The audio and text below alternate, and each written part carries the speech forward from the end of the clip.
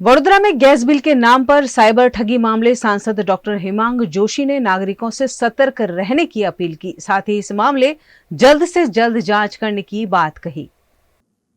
हाल में જ્યારે સમગ્ર દેશની અંદર ડિજિટલ માધ્યમથી જે પ્રકારે છેતરપિંડી ફાઇનાન્શિયલ સ્કેમ નું એક ટ્રેન્ડ વધી રહ્યો છે અને કોઈપણ ફેક અકાઉન્ટ દ્વારા અથવા કોઈપણ ફેક નંબર દ્વારા આ પ્રકારના સ્કેમ વધી રહ્યા છે, ડિજિટલ અરેસ્ટના પણ બનાવો બની રહ્યા છે, ત્યારે વડોદરાનો એક લોકલ એવો એક નવો સ્કેમની જાણકારી અમને સૌને મળી રહી છે।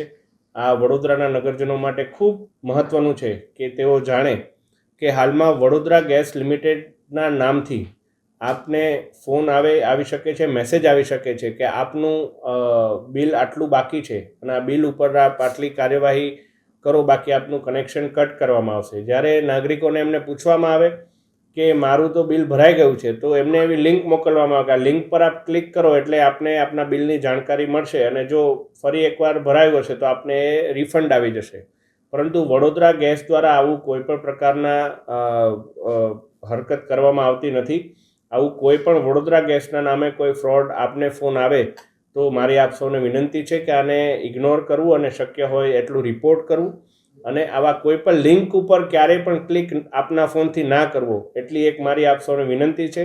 અત્યાર સુધીમાં 4 થી 5 આપણા વડોદરાના નાગરિકોને ની મને રજૂઆત આવી છે કે વડોદરા ગેસના નામે આ તમામ બાબત થાય છે।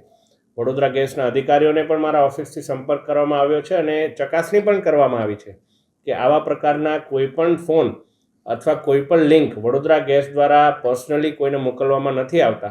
તો આવા કોઈપણ મેસેજીસ અથવા કોલથી આપ સૌ સતર્ક રહી અને આવા કોઈપણ સ્કેમનો ભોગ બનવાથી બચજો એવી મારી આપ સૌને નમ્ર અપીલ છે। આ બાબતે 2-3 એવા સામાન્ય પરિવારના જ અમારી પાસે કિસ્સા બહાર આવ્યા છે અને એમણે પોલીસ વિભાગનો પણ સંપર્ક કરેલો છે।